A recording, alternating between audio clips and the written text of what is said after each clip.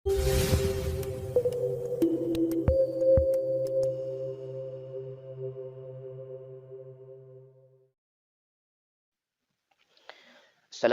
warahmatullahi wabarakatuh.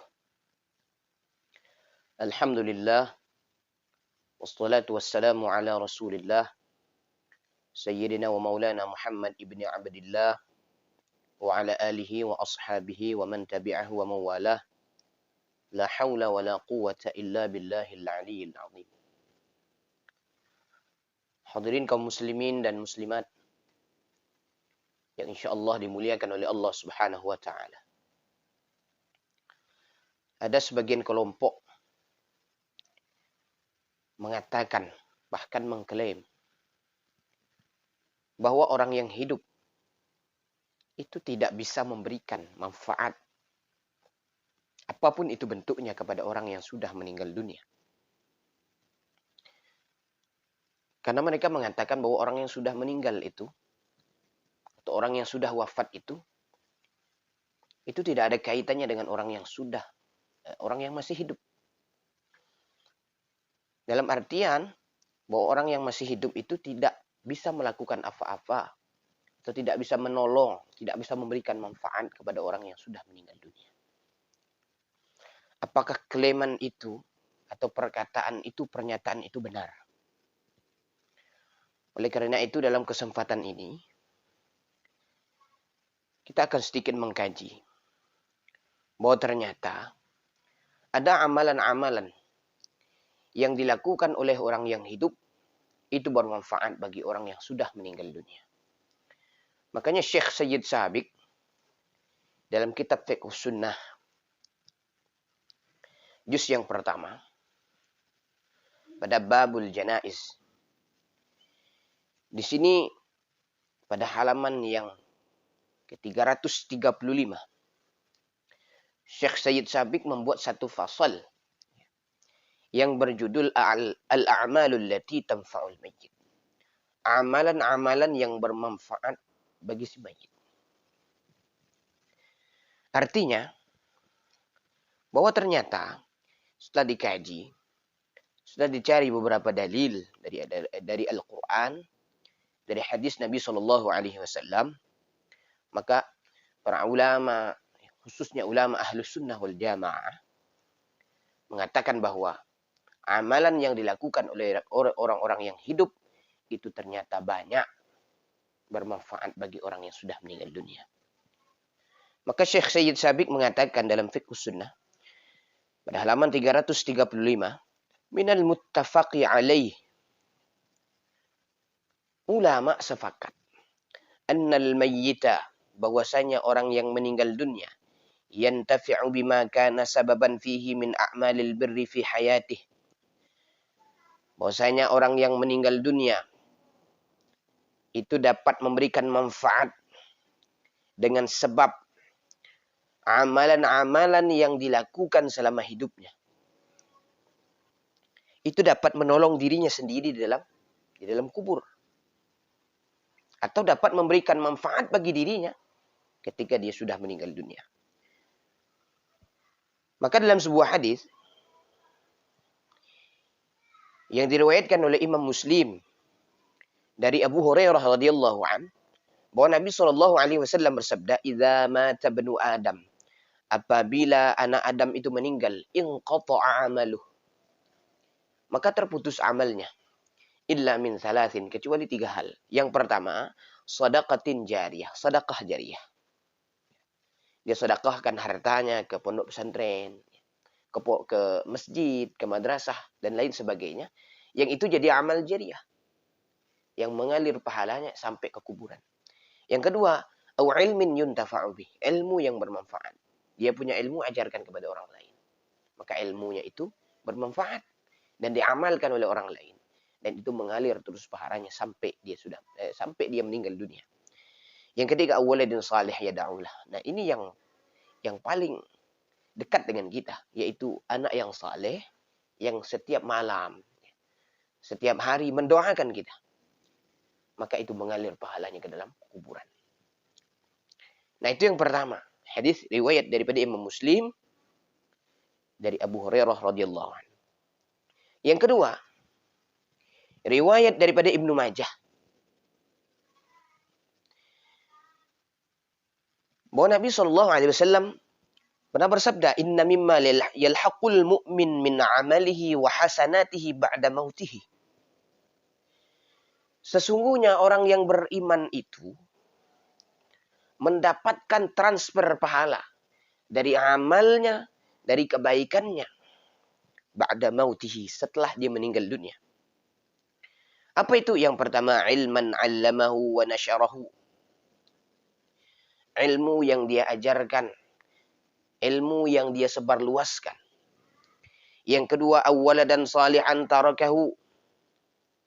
Anak yang saleh yang dia tinggalkan di dunia, kemudian dia doakan tuh orang tuanya yang sudah meninggal dunia. Yang ketiga, au mushafan warathahu, atau mushaf yang dia warisi. Mushaf Al-Quran yang dia tinggalkan. Dia letakkan mungkin ketika dia umrah, dia letakkan di Masjidil Haram, dia letakkan Masjid Nabawi atau di masjid-masjid yang lain. Kemudian orang membacanya, maka pahalanya mengalir setelah dia meninggal dunia. Ini amalannya. Au masjidan banahu, atau masjid yang dia bangun. Au baitan banahu libnis sabil, atau rumah yang dia bangun untuk ibnu sabil, untuk orang yang sedang perjalanan. Au nahran akrahu, atau sungai yang ia alirkan. Au sadaqatan akhrajaha min malihi fi sihhatihi wa hayatihi, atau sedekah yang dia keluarkan dari hartanya, baik dalam keadaan dia sehat maupun dalam keadaan dia atau selama hidupnya. Talhaquhu min ba'di mautih. Maka itu terus mengalir pahalanya walaupun dia setelah meninggal dunia. Maka itu terus mengalir pahalanya. Nah, ini menandakan bahwa ada amalan-amalan yang amalan itu bermanfaat bagi orang yang sudah meninggal dunia. Kemudian yang ketiga, riwayat Imam Muslim dari Jarir bin Abdullah radhiyallahu anhu. Bahwa Nabi SAW bersabda, "Man sanna fil Islam." Siapa yang melakukan tradisi sunnatan hasanatan, yang baik-baik itu tradisi. Ada yang mengatakan maknanya bahwa man sanna itu bukan tradisi tapi sunnah. Nah, ini pemahaman yang salah. Ketika memaknai sanna di sini dengan sunnah. Sanna di sini adalah dimaknai dengan tradisi. Dari mana itu diambil? Bahwa setelah hadis ini ada lagi namanya man sanna fil islami sunnatan sayyi'ah. Kalau sunnah itu tidak ada namanya sunnah sayyi'ah. Itu sudah jelas. Tapi kalau tradisi, ada tradisi yang baik, ada tradisi yang jelek. Maka hadis ini dibagi dua. Yang pertama, man sanna fil islami sunnatan hasanatan falahu ajruha. Siapa yang melakukan tradisi yang baik-baik, maka dia dapat pahalanya. Wa ajru man amila biha min ba'dih. Dan mendapatkan pahala orang yang mengamalkan setelahnya. Min ghairi an yanqusa min ujurihim, tanpa mengurangi pahala orang yang melakukannya. Begitu juga wa man sanna fil islami sunnatan sayyi'ah. Siapa yang melakukan tradisi yang jelek, kana alaihi wizruha, maka dia dapat dosanya. Wa wizru man ya'malu biha min ba'dih min ghairi an yanqusa min awzarihim syai'un.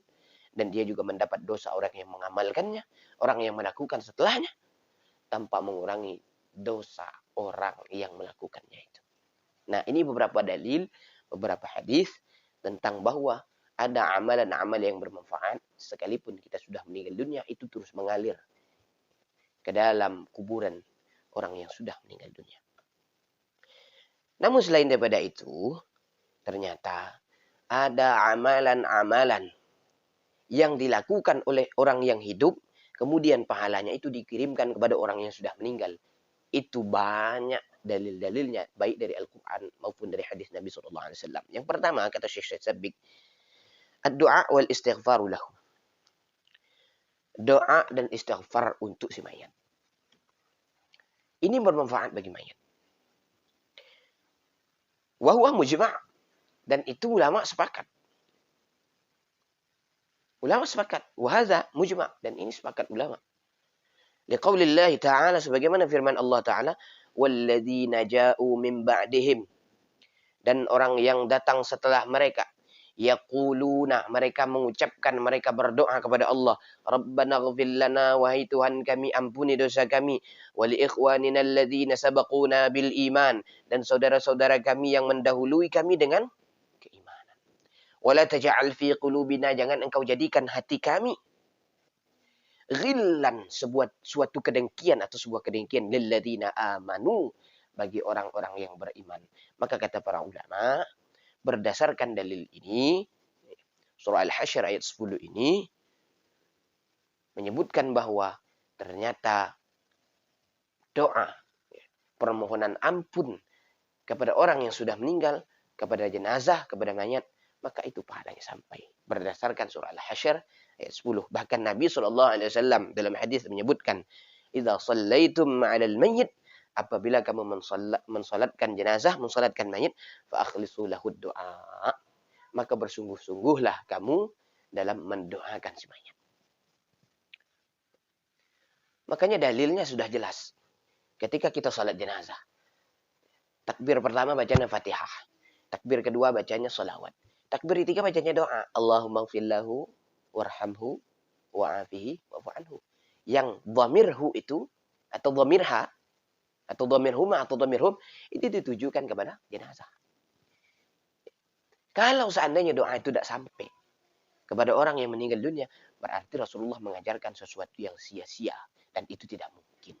Rasulullah mengajarkan sesuatu yang bermanfaat, mengajarkan kepada kita bahwa doa yang dilafalkan oleh seorang yang beriman, kemudian dikirimkan pahala doa itu, atau dia mendoakan, atau dia minta ampun atas dosa-dosa si mayat, insya Allah itu sampai kepada si mayat.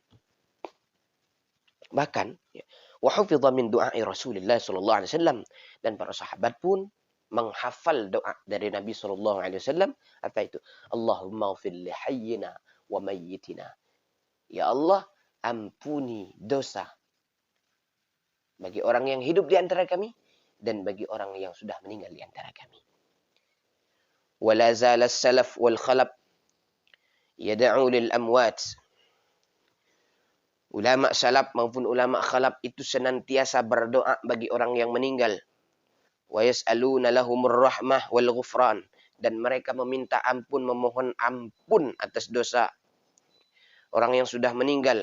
Wa yas'aluna lahumur rahmah, dan juga memohon rahmat dari Allah Subhanahu wa taala dicurahkan kepada orang yang sudah meninggal. Duna ingkarin min ahadin, tanpa satupun orang yang mengingkarinya. Itu kata Syekh Sayyid Sabiq berkenaan dengan doa dan istighfar kepada mayat. Yang kedua, amalan orang yang hidup kepada orang yang meninggal itu bermanfaat adalah as-sadaqatu, yaitu sedekah. Maka disebutkan waqad hakan Nawawi, Imam Nawawi mengatakan atau menghikayatkan atau mengisahkan atau menyebutkan al-ijma', bahwasanya ulama sepakat ala annaha taqa'u 'anil mayyit, bahwasanya sedekah itu bisa dikirimkan transfer pahalanya kepada si mayit. Nyampe itu, bermanfaat bagi mayit. Wa yasilu sawabuha, sampai pahalanya. Sawaun kanat min waladin au ghairih, baik itu sedekahnya yang dilakukan oleh anaknya sendiri maupun orang lain, maka pahalanya sampai. Mana dalilnya? Riwayat Imam Muslim, silakan dicek sendiri. Riwayat Imam Muslim nomor hadis 1630 dari Abu Hurairah radhiyallahu an, anna rajulan qala lin Nabi sallallahu alaihi wasallam, bahwa ada seseorang datang kepada Nabi kemudian berkata kepada Nabi, ya Rasulullah, inna abi mata, wahai Rasulullah, sesungguhnya ayahku meninggal, wa taraka malan, dan dia meninggalkan harta, walam yusi, tapi belum sempat wasiat. Fahal yukaffiru anhu an atasaddaqa anhu, apakah dosanya diampuni oleh Allah apabila aku bersedekah atas namanya? Maka Nabi mengatakan, na'am, ya, dosanya diampuni oleh Allah Subhanahu wa taala apabila kamu bersedekah atas namanya. Dalam riwayat lain dari Hasan, dari Sa'ad bin Ubadah, anna ummahu matat, bahwasanya ibunya meninggal. Maka dia berkata kepada Nabi, ya Rasulullah, wahai Rasulullah, inna ummi matat, sesungguhnya ibuku meninggal dunia. Apa atasaddaqu anha? Apakah aku boleh bersedekah untuknya? Atau aku bersedekah atas namanya?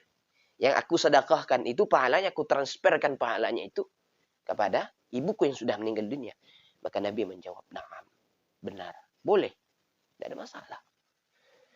Qultu, aku bertanya lagi kepada Nabi, fa ayyus sadaqati afdal? Ya Rasulullah, sedekah apa yang paling afdal itu? Nabi mengatakan, syaqyul ma, nuangkan air. Karena dulu di Mekah dan di Madinah, khususnya di Madinah, itu dulu air itu agak kurang gitu. Maka ketika sahabat bertanya, amalan apa yang paling afdal, sedekah apa yang paling afdal, Nabi mengatakan, yaitu menuangkan air, memberikan air. Nah, itu yang kedua. Yang ketiga, as-saum.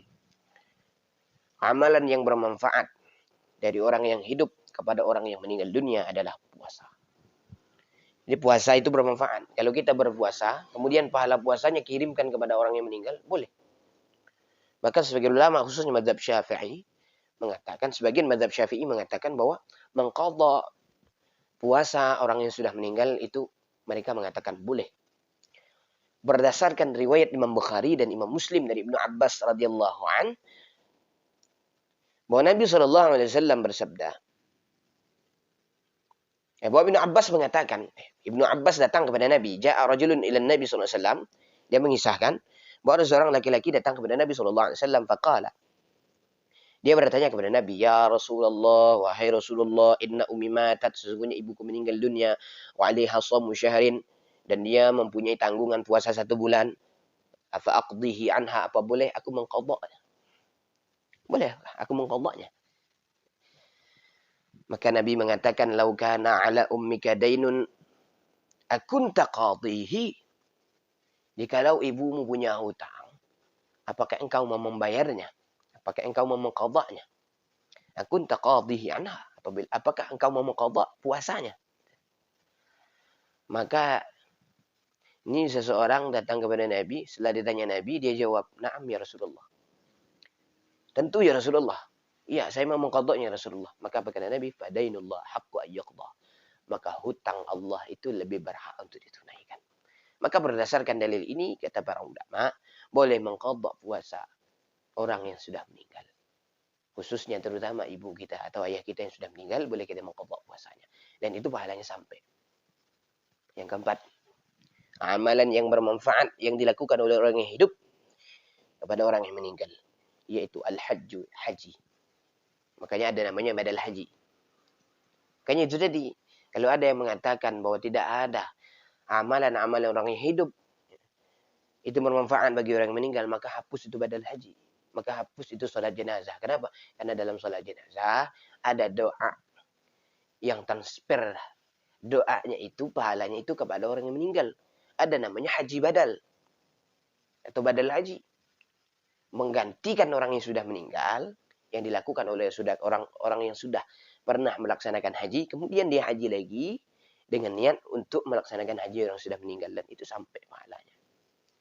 Riwayat Imam Bukhari dari Ibnu Abbas radhiyallahu anhuma, beliau mengatakan, inna imra'atan min Juhainah, ada seorang perempuan dari Juhainah, ja'at ila Nabi sallallahu alaihi wasallam, datang kepada Nabi sallallahu alaihi wasallam, faqalat, dia mengatakan, inna ummi nazarat, sesungguhnya ibuku bernazar an tahujja, untuk melaksanakan ibadah haji, falam tahujja, tapi beliau belum sempat menunaikan haji hatta matan, sehingga dia meninggal dunia. Apa ahujju anha? Apakah boleh aku ini menghajikan untuknya ya Rasulullah? Maka Nabi mengatakan, hujji anha. Berhajilah untuk ibumu. Ara'aiti law kana ala ummuki dainun akunti qadiyatahu. Apakah jikalau ibumu itu punya hutang, apakah engkau mau mengqadha'nya? Apakah engkau mau menunaikannya? Apakah engkau mau membayarnya? Aqdu. Aku ingin menunaikannya ya Rasulullah. Maka apa kata Rasulullah? Wallahu ahaqqu bil qada'. Maka Allah itu, hutang kepada Allah Subhanahu wa taala lebih berhak untuk ditunaikan. Nah, jadi haji itu sampai pahalanya kepada orang yang meninggal dunia. Yang kelima, amalan orang yang hidup bermanfaat kepada orang yang meninggal, yaitu as-salatu, yaitu salat. Riwayat Imam Daruqutni, anna rajulan, bahwasanya seorang laki-laki qala, bertanya kepada Nabi, ya Rasulullah, wahai Rasulullah, innahu kana li abawani, sesungguhnya aku ini punya dua orang tua, ayahku, ibuku. Abarrahuma fi hali hayatihima, aku berbakti kepada mereka berdua selama hidupnya. Fakaifa li bibirrihima ba'da mautihima, lalu bagaimana caranya aku ini berbakti kepada kedua orang tuaku setelah mereka berdua meninggal dunia? Maka apa kata Nabi SAW? Inna minal birri ba'dal mauti. Sesungguhnya bagian daripada sesuatu kebaikan setelah meninggal, antusalli lahuma ma'a salatik, engkau salat untuk kedua orang tuamu bersamaan dengan salatmu, wa antasuma lahuma ma'a siyamik, dan engkau berpuasa untuk kedua orang tuamu bersamaan dengan puasa. Maka kata sebagian ulama mengatakan bahwa mengqadha salat orang yang sudah meninggal dunia, itu qadha salatnya itu boleh. Walaupun sebagian lain mengatakan itu tidak perlu dilakukan untuk orang yang sudah meninggal bagi orang yang masih hidup. Itu yang kelima. Yang keenam, amalan yang bermanfaat bagi orang yang sudah meninggal dunia yang dilakukan oleh orang yang masih hidup adalah qiraatul Quran, yaitu membaca Al-Quran. Bahkan dijelaskan dalam kitab Fiqhus Sunnah Syekh Sayyid Sabiq, wa hadza ra'yul jumhur min ahli sunnah. Dan ini pendapat atau pandangan mayoritas ulama ahli sunnah wal jamaah. Tapi ada yang mengatakan bahwa Imam Nawawi dalam syarah Sahih Muslim mengatakan, al-masyhur min madhhab Syafi'i annahu la yasilu. Masyhur dalam mazhab Syafi'i bahwasanya bacaan Al-Quran itu tidak sampai kepada jenazah, tidak sampai kepada mayat, tidak sampai kepada orang yang meninggal dunia. Apakah ini benar? Memang setelah dicek di dalam syarah Sahih Muslim itu memang ada dijelaskan bahwa disebutkan masyhur dalam mazhab Syafi'i itu tidak sampai itu baca Al-Quran. Tetapi para ulama-ulama dalam mazhab Syafi'i menjelaskan lebih detail lagi. Seperti Imam Nawawi dalam Riyadhus Shalihin. Beliau mengatakan bahwa Imam Syafi'i berkata, qala Syafi'i, Imam Syafi'i mengatakan bahwa yustahabbu an yaqra'a 'indahu syai'un minal Qur'an. Disunnahkan di samping kuburan membaca sesuatu daripada Al-Qur'an. Wa in khatamul Qur'an kullu kana hasana. Jika mereka mengkhatamkan Al-Qur'an semuanya, maka itu adalah perbuatan baik. Itu yang pertama. Yang kedua, dalam kitab Tuhfatul Habib, Imam Al-Bujairami mengatakan, idza nawa thawaba qira'atil lahu. Apabila bacaan itu diniatkan untuk si mayat, atau membacanya itu di dekat kuburan, annahu yasilu, maka pahalanya sampai. Maka berdasarkan penjelasan dari Imam Nawawi dalam syarah sahih Riyadhus Shalihin dan penjelasan Imam Al-Bujairami dalam kitab Tuhfatul Habib, sudah disimpulkan bahwa dalam mazhab Syafi'i ternyata bacaan Al-Quran itu sampai dengan syarat dua. Yang pertama, membacanya di dekat kuburan, di samping kuburan, itu pahalanya sampai. Atau kalau tidak di samping kuburan, diniatkan pahala bacaannya itu kepada orang yang sudah meninggal dunia, maka pahalanya sampai menurut mazhab Syafi'i. Kemudian, wa dhahaba Ahmad bin Hanbal wa jama'atun min ashabi Syafi'i ila annahu yasilu. Madhab Imam Ahmad bin Hanbal dan kebanyakan daripada ashabus Syafi'i, ulama-ulama yang mengikut dalam madhab Syafi'i, ila annahu yasil, bahwasanya bacaan Al-Quran itu sampai kepada jenazah, kepada si mayat, kepada orang yang sudah meninggal dunia. Dengan syarat apa? Dengan syarat bacaan itu dihadiahkan itu dengan niat menghadiahkannya itu kepada orang yang sudah meninggal, seperti perkataan kita dalam doa, Allahumma awsil mithla thawabi ma qara'tuhu ila fulan bin fulan atau fulanah bin fulan. Maka itu sampai, ya Allah sampaikan bacaan pahala apa yang sudah aku baca ini kepada orang yang sudah meninggal, fulan bin fulan, Sianu bin Sianu.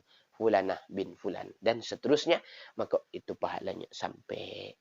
Nah, berdasarkan dari penjelasan ini, tentunya kita sudah jelas bahwa amalan-amalan yang dilakukan oleh orang yang hidup kemudian dihadiahkan kepada orang yang sudah meninggal dunia, maka pahalanya sampai dan kita juga orang yang hidup melakukan amalan tersebut. Insya Allah diberikan pahala, diberikan balasan juga oleh Allah Subhanahu wa taala. Mudah-mudahan kajian ini bermanfaat khususnya bagi diri pribadi saya sendiri. Kalau ada salah dan khilaf, mohon dimaafkan. Wallahul muwaffiq ila aqwamit thariq. Wassalamualaikum warahmatullahi wabarakatuh.